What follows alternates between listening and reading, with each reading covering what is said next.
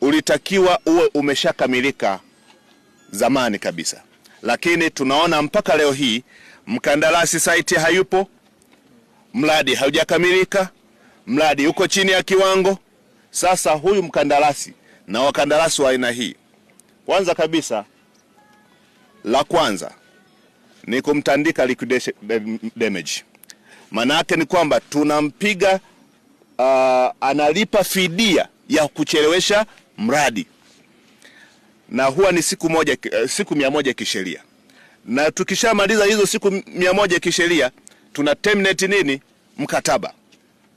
Na ninazo taarifa mkandarasi huyu amekuwa kinara wa kutuchezea sekta ya maji. Anao mradi huko Tabora, amefanya mchezo kama huu. Anao mradi huko Igunga, amefanya mchezo kama huu.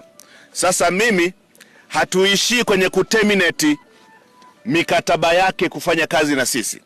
Tunachofanya, ninamwagiza katibu mkuu Wizara ya Maji, Injinia Mwajuma, ahakikishe anafanya tathmini ya miradi yote ambayo huyu mkandarasi anaifanya ndani ya Wizara ya Maji, na tujiridhishe kwamba hatua alizofikia kama zinaridhisha au haziridhishi.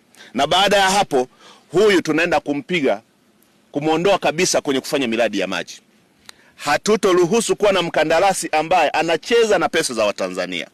Mheshimiwa Rais tayari kwenye mradi huu wa Chato tayari kashalipwa milioni 800, sio 570 tu peke yake. Milioni 800 ni zaidi ya nusu ya mradi. Lakini pia Tabora kashalipwa pesa, kaingia mitini.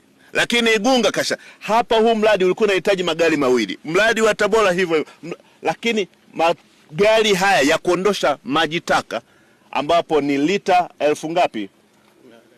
15,000.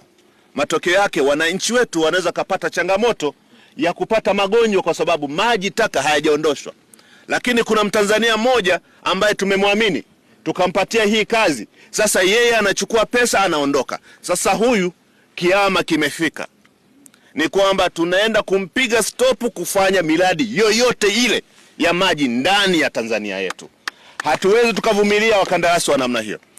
Tunafahamu tunao uwezo wa kuwasaidia wakandarasi wetu wa ndani ili wajijenge kiuwezo na kiufundi, ili siku za usoni wafanye miradi mikubwa, lakini wakandarasi wapuuzi kama huyu tunaenda kumuonyesha njia yake, kwa sababu pesa hizi ni za walipa kodi.